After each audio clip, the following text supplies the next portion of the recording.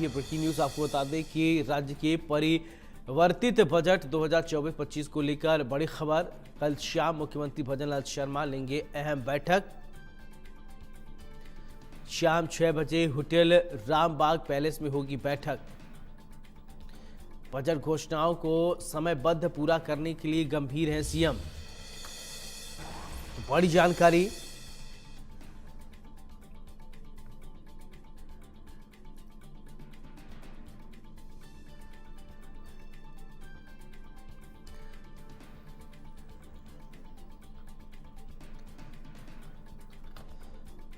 Budget घोषणाओं को समयबद्ध पूरा करने के लिए गंभीर है।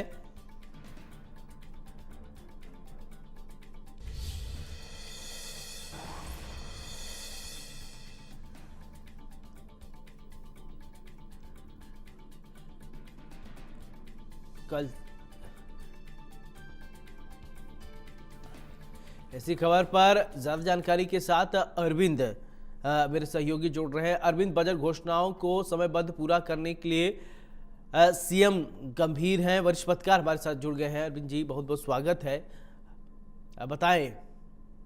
जी बिल्कुल, देखिए मुख्यमंत्री भजनलाल शर्मा ने जो बजट जो है 29 जुलाई को यहाँ विधानसभा में पारित किया और ये मॉडिफाइड बजट था 2024। पहले अंतिम बजट आया और उसके बाद में पूर्णकालिक बजट है वो दिया कुमारी ने पेश किया। उसके बाद में उसका जो रिप्लाई है वो यहाँ पर मुख्यमंत्री भजनलाल शर्मा ने दिया। उसके साथ में कई जो बड़ी सौगात है वो भी मॉडिफाइड बजट को जब उन्होंने पारित कराया उस दौरान सदन में 29 जुलाई यानी सोमवार को दी थी। और अब टाइम बाउंड जितनी भी घोषणाएं हैं वो राजस्थान सरकार करना चाहती है और उसको लेकर के एक बड़ी जो बैठक है वो यहाँ पर कल होटल रामबाग पैलेस है उसके महारानी महल में बुलाई गई है। शाम को 6 बजे बैठक होगी और एक बहुत बड़ी बैठक जो है वो ये मानी जा रही है। इस बैठक में तमाम जो मंत्री है वो मौजूद रहेंगे, साथ ही जितने भी विभागों के एसीएस है, प्रिंसिपल सेक्रेटरीज हैं वो यहाँ पर रहेंगे, खुद चीफ सेक्रेटरी मौजूद रहेंगे।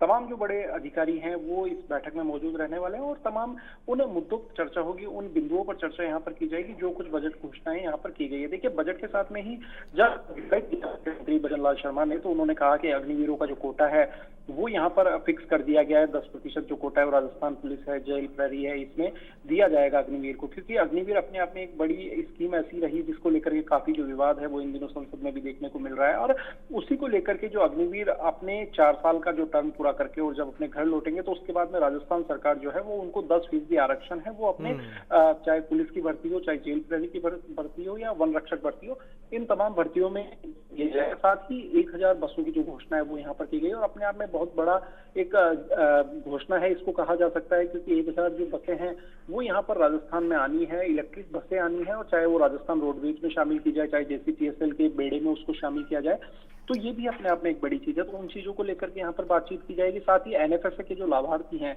उनको 450 रुपए में सिलेंडर दिया जाएगा और ये सिलेंडर उन तमाम लोगों तक पहुंचे, इसको लेकर के भी मुख्यमंत्री भजनलाल शर्मा खुद जो है वो बैठक में बड़ी चर्चा होगी। जी बिल्कुल अरविंद जी, और इस बार जो है अभी हाल ही में बैठक हुई तो 2047 तक विकसित भारत बनाने का भी लक्ष्य रखा जा रहा है, तो विकसित राजस्थान को भी बनाने का लक्ष्य रखा जा रहा है। इसको लेकर भी इस बजट में कुछ देखने को मिलेगा। जी बिल्कुल, देखिए सही बात है कि विकसित भारत का जो लक्ष्य है वो प्रधानमंत्री नरेंद्र मोदी ने रखा है और विकसित भारत तभी हो सकता है 2047 में जब तमाम जो प्रदेश है वो यहाँ पर विकसित हो। और उसी का जो एक रोड मैप है वो राजस्थान विकसित राजस्थान 2047 यहाँ पर दिया गया है कि यदि राजस्थान जो है वो 2047 तक जो अपनी ग्रोथ रेट है वो यहाँ पर बढ़ाएगा तो ऐसी स्थिति में ही जाकर के पूरा जो देश है यानी विकसित भारत जो है उसकी संकल्पना यहाँ पर साकार होती हुई नजर आएगी। तो उस चीज को लेकर के भी यहाँ पर लगातार जो प्रयास है वो यहाँ पर किया जाएगा कि किस तरीके से जो ग्रोथ रेट है उसको यहाँ पर बढ़ाया जाए ताकि जो राज्य है वो अपनी जो जरूरत के तमाम जो संसाधन है वो खुद जुटा सके। और जो कर्ज है, क्योंकि हमेशा ये देखा जाता है कि जो राजकोष है तो ऐसे में इस राजकोषीय घाटा को किस तरह से कम किया जाए उसको लेकर के भी यहाँ पर जो पूरी चर्चा है वो होगी और राज्य किस तरह से स्वावलंबी बने, अपने पैरों पर खड़े उसको लेकर के इस बैठक में यहाँ पर महत्वपूर्ण चर्चा होनी है। क्योंकि देखिए पिछली बार जब कांग्रेस की गवर्नमेंट थी तो उसके बाद में जो एक लंबा चौड़ा जो कर्ज है वो यहाँ पर राजस्थान में छोड़ा गया है। तो अब ऐसी स्थिति में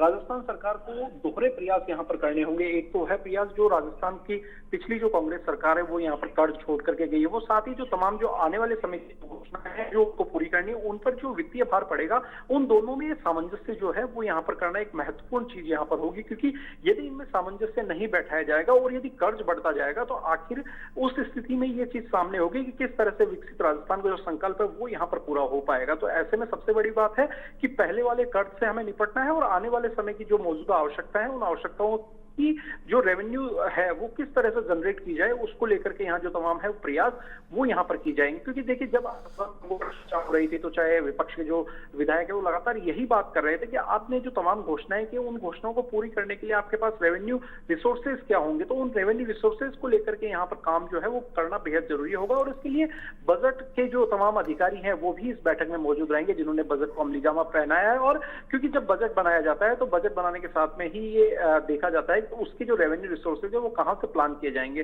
तो उन तमाम चीजों को लेकर के विस्तार से बातें हैं वो इस बैठक में रखी जाएगी। तमाम विभाग हैं उन तमाम विभागों को एक रोड मैप यहाँ पर दिया जाएगा कि इसके तहत आपको काम करना है, आने वाले समय में इतने दिन में कितनी घोषणाएं आपको पूरी करनी है, वो एक प्रोजेक्ट जो है वो यहाँ पर दे दिया जाएगा कि तमाम जो बड़ी घोषणाएं हैं सबसे पहले उन घोषणाओं को यहाँ पर लिया जाएगा जो डायरेक्टली हर एक व्यक्ति को बेनिफिट पहुंचाती है और उन घोषणाओं को सबसे पहले पूरा किया जाना आवश्यक है। जिसमें 450 रुपए में गैस सिलेंडर की यदि हम बात करें तो वो यहाँ पर बहुत ही महत्वपूर्ण योजना है। चाहे उसके अलावा यदि हम बात करते हैं आयुष्मान भारत योजना के तहत जो मेडिकल पॉलिसीज जो है उसके जो नए बेनिफिट्स है वो यहाँ पर पहुंचने चाहिए। जो नई जो स्कीम्स हैं वो यहाँ पर लाई गई है, चाहे वो सीएचसी की बात की जाए, नई जो सीएचसी की घोषणा है, क्योंकि जनता से जुड़े हुए हेल्थ से जुड़े हुए जो इश्यूज हैं उनको यहाँ प्राथमिकता है वो यहाँ पर दी जा सकती है। साथ ही नई और जो घोषणाएं हैं चाहे उसके अंदर यदि हम बात करें कि जो जेल प्रहरी जो भर्ती परीक्षाएं हैं उस परीक्षाओं के तमाम जो उम्मीदवार हैं उनको राहत देने की जो बात की जा रही है उन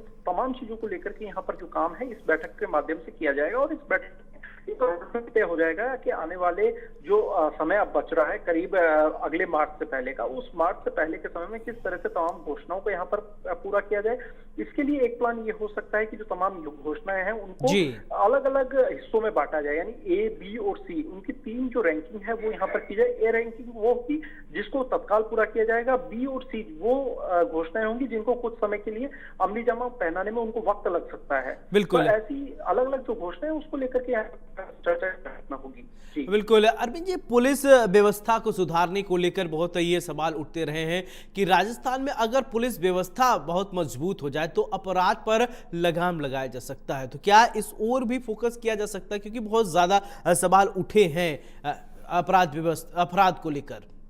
जी बिल्कुल सौरभ, आपने बहुत ही अच्छा सवाल किया, क्योंकि देखिए जब राजस्थान में पिछली बार कांग्रेस की सरकार थी और भारतीय जनता पार्टी विपक्ष में हुआ करती थी तो यहाँ पर लगातार एक था और एक मुद्दा हावी था महिला सुरक्षा और अपराध। महिला सुरक्षा और अपराध के मुद्दे को लेकर के ही भारतीय जनता पार्टी आगे चली और पुलिस व्यवस्था को सुधारने की बात जो है वो उन्होंने अपने मैनिफेस्टो में भी यहाँ पर कही। तो अब ऐसे में कहीं ना कहीं ये कोशिश होगी कि जो वादे करके सरकार यहाँ पर सत्ता में आई है, भारतीय जनता पार्टी सत्ता में आई है, तो उन तमाम वादों को यहाँ पर पूरा किया जाए और उन तमाम वादों को लेकर के जो काम है वो यहाँ पर करने होंगे। क्योंकि देखिए पुलिस अपने आप में एक बड़ा महकमा है और खुद गृह विभाग का जो जिम्मा है मुख्यमंत्री भजनलाल शर्मा ने अपने पास ले रखा है। लेकिन इस वक्त तक यदि मैं कहूं तो जो वादे सरकार ने किए थे उन वादों में कहीं ना कहीं उनको भी गृह विभाग में जो मुश्किलें है वो यहाँ पर नजर आ रही है। और उसी का एक नजारा आप यहाँ पे देखिए कि गृह विभाग की जो अनुदान मांगों पर जो चर्चा होनी थी वो यहाँ पर नहीं की गई। विधानसभा में जो अनुदान मांगों पर अलग अलग जो विभागों की चर्चाएं होनी थी उसमें गृह विभाग पर चर्चा नहीं की। तो अपने आप में कहीं विपक्ष को यह कहने का मौका जरूर यहाँ पर मिल गया कि गृह विभाग में कहीं ना कहीं सरकार फेल है और उसके कारण यहाँ अनुदान मांगों की जो चर्चा है वो यहाँ पर नहीं की। हालांकि अभी जो 2 विधानसभा का जो कामकाज है वो यहाँ पर आ चुका है।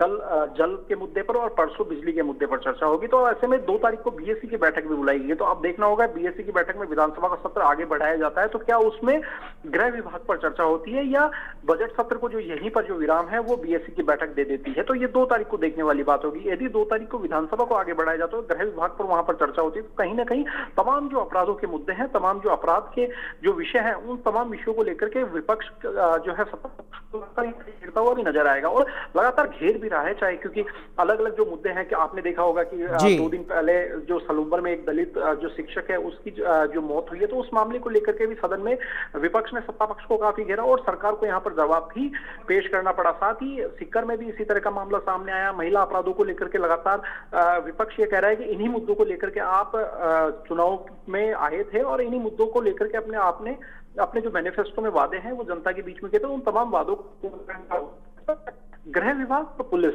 ये दोनों ये गृह विभाग का ही महकमा है पुलिस, तो इसको मजबूत करने का एक जो प्रयास है वो यहाँ पर होगा और लगता है कि खुद मुख्यमंत्री भजनलाल शर्मा उस चीज को लेकर काफी ज्यादा सीरियस है और उसके लिए कई जो घोषणाएं हैं वो इस बार बजट में भी की गई है। देखना होगा किस तरह से अमली जामा है वो यहाँ पर पहना है, जो इस पूरे पुलिस गृह विभाग के महकमे को वो यहाँ पर पहनाया जाए, क्योंकि देखिए 3 नए जो कानून है, आपराधिक कानून है, वो यहाँ पर आ चुके हैं और इन 3 नए आपराधिक कानून आने के बाद में कई तरह की जो प्रैक्टिकल समस्याएं वो भी यहाँ पर देखी जा रही है, क्योंकि उसमें तमाम जो पुलिस स्टेशन उनको उनकी जो कार्यप्रणाली है वो भी अब अलग तरीके की हो गई है कि आपको जहां पर इंसिडेंट हुआ है वहां की आपको वीडियो रिकॉर्डिंग करनी है, तमाम वीडियो रिकॉर्डिंग जो है वो आपको भेजनी है। तो ऐसे में एक सवाल यह भी उठता है कि सुदूर क्षेत्र है जैसलमेर, बाड़मेर जैसे जहां पर नेटवर्क कनेक्टिविटी नहीं है, तो वो अपने जो मोबाइल से किस तरह से उन चीजों को भेजेंगे, ट्रांसफर करेंगे, तमाम उन चीजों को लेकर के भी यहाँ पर जद्दोजहद जो है वो चल रही है। तो ऐसे में अब कोशिश है गृह विभाग और पुलिस इन दोनों को लेकर के सरकार जो है बड़े कदम उठाने की आवश्यकता है। जी चलिए अरविंद जी, बहुत बहुत शुक्रिया, आप हमारे साथ जुड़े और तमाम अहम जानकारियां आपने साझा किया, बहुत बहुत शुक्रिया आपका।